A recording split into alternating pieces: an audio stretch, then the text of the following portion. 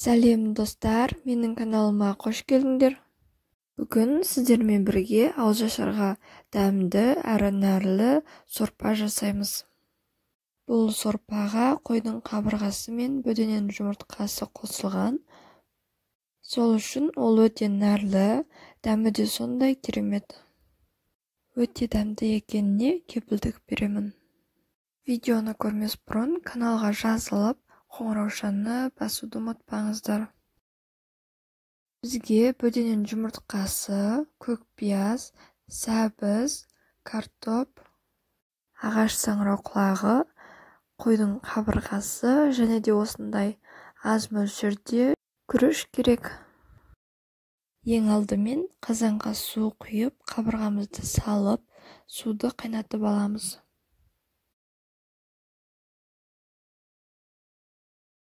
Су қайнағаннан кейін бетіне осындай көбігі шығады, соны сүзіп аламыз. Сүзіп алғаннан кейін баяу отта 1 сағат қайнатамыз.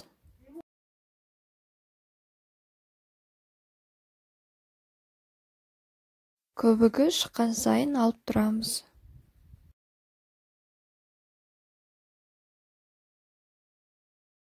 Қайнаған соң тұз қосамыз. 1 сағат өтті, сорпамыз осындай болып қайнады. Енді сорпамызға дайындап алған картоп пен сәбізді қосамыз.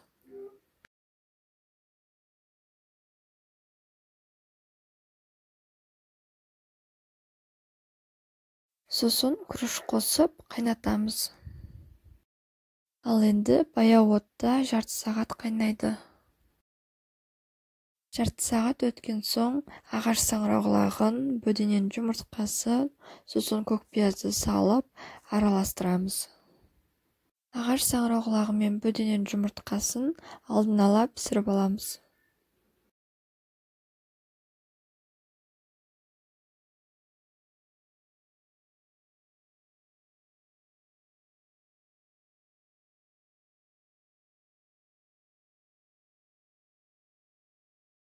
Біздің ауызашарға дайындаған тағамымыз дайын болды.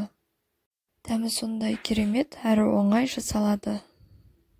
Видео ұнаса, пікір қалдыруды ұмытпаңыз. Каналға тіркеліп, қоңыраушаны баса кетіңіз. Ұстаған оразаларыңыз қабыл болсын.